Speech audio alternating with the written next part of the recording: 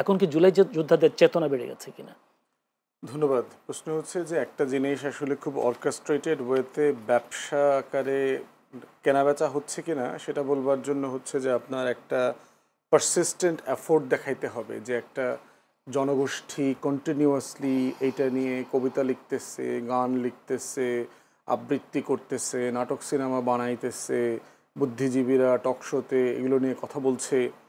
এইরকম একটা orchestrated effort আছে কিনা 24কে নিয়ে কেনাবেচা করবার, 24কে নিয়ে ব্যবসা বাণিজ্য করবার, 24কে ঘিরে পুঁজি তৈরি করার এবং টাকার মালিক হওয়ার, সেটা তো আমরা দেখতে পাচ্ছি না।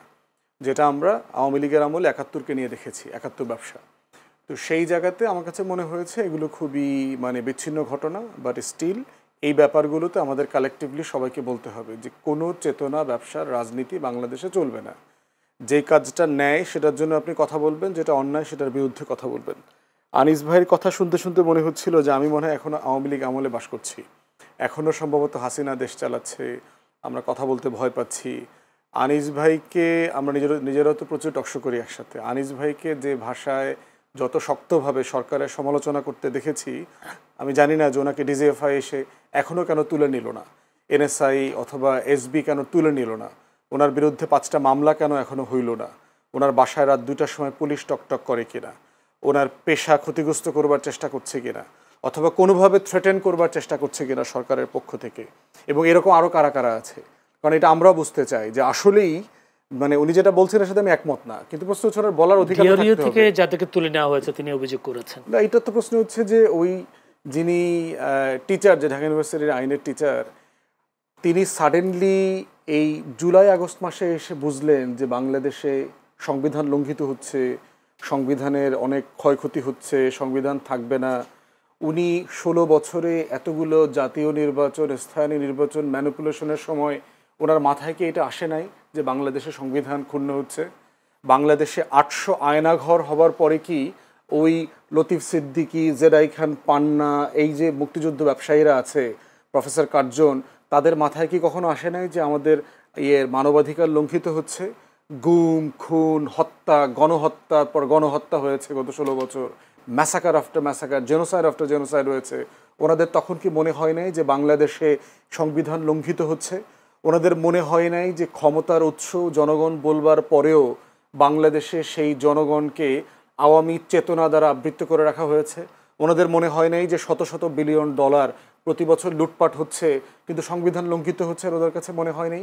সাডেনলি কেন গত জুলাই আগস্টে এসে ওনাদের মনে হইতেছে যে আমাদের তো এই সংবিধান নাই, সংবিধান লঙ্ঘিত হচ্ছে, অত কিছু একটা করা দরকার? প্রশ্ন হচ্ছে এইটা হইল প্রপার চেতনা ব্যবসা, এবং চেতনা ব্যবসা করে নগদে তারা ধরা খাইছে। ব্যবসাটা করতে গিয়ে ভুল টাইমে ব্যবসাটা করছে, এমন একটা সময় এই ব্যবসায় পুঁজি ইনভেস্ট করছে যেই সময় এই ব্যবসাতে ভাটা চলতেছে, জোয়ারের জমানাতে ছিল না। এবং এরা সবাই কোনো না কোনো ফর্মে কিন্তু গত রেজিমের বেনিফিশিয়ারি, ডাইরেক্টলি ইনডাইরেক্টলি কোনো না কোনো ফর্মে। বলেন এই লতিফ সিদ্দিকী, উনি তো এই সরকারের এমপি মন্ত্রীও ছিলেন, চাকরি চলে গেছে, যদিও বলা হয় এক কারণে চাকরি গেছে, আসলে চাকরি গেছে অন্য কারণে, জয়ের সমালোচনা করছে, জয়ের লুটপাট নিয়ে কথা বলছে। তাহলে এই বেনিফিশিয়ারিরা সাডেনলি যে ব্যবসায়ী করছে, আপনি রংপুরের যে ঘটনাটা বললেন সেটার সাথে যদি এই ঘটনাটা মিলান, আগের ঘটনাটা হইল প্রপার চেতনা ব্যবসা 71-এ, আর এই ঘটনাটা হলো একটা বিচ্ছিন্ন ঘটনা। কিন্তু আইন শৃঙ্খলা বাহিনী তাদের বিষয়টাকে আইনগতভাবেই অ্যাড্রেস করতে হবে।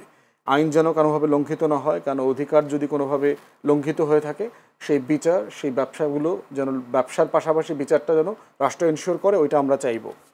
আমরা একটা প্রশ্ন করি ব্যারিস্টার ফুয়াদ, সেটা হচ্ছে জুলাই আন্দোলনে যারা ছিলেন এবং তারা যে স্বপ্ন দেখেছেন, যারা দেশের মানুষকে যে স্বপ্ন দেখানো হয়েছিল, এখন যে পরিবেশ পরিস্থিতি, আইন শৃঙ্খলা বলেন, এই যে মব তৈরি করে মাজার ভাঙা থেকে শুরু করে সব কিছু, এখন আনিস আলমগীরও ঠিক একই কথা বলছেন যে যারা আন্দোলন করেন তারা এখন ফ্রাস্ট্রেশনে ভুগছেন, তারা বলছেন এই আন্দোলন করা ঠিক হয়নি। আপনি কি বলবেন? না, এটা মনে করলে তো সারা দেশের মানুষ আবার নেমে আসতো।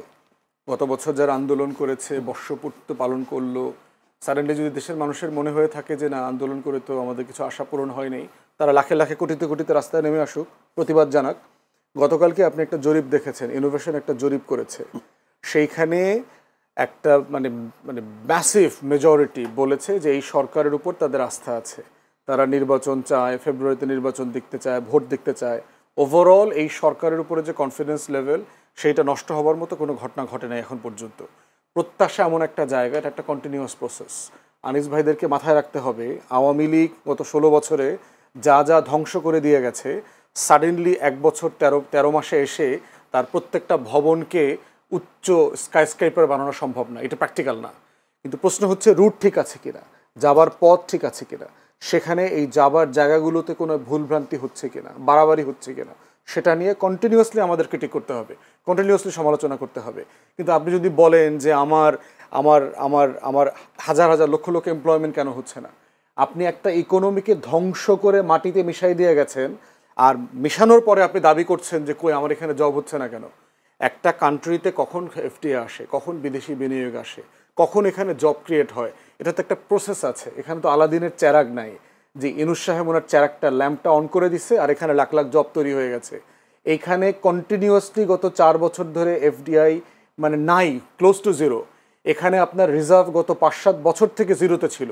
গত 4 বছর পরে প্রথমবার দেখলাম এই মাসে আমার রাষ্ট্রের ব্যালেন্স অফ পেমেন্ট দিতে, লেনদেন, বিদেশি দেনা পাওনা শোধ করতে তাকে স্ট্রাগল করতে হয়নি, তার সাফিসিয়েন্ট ফান্ড আছে।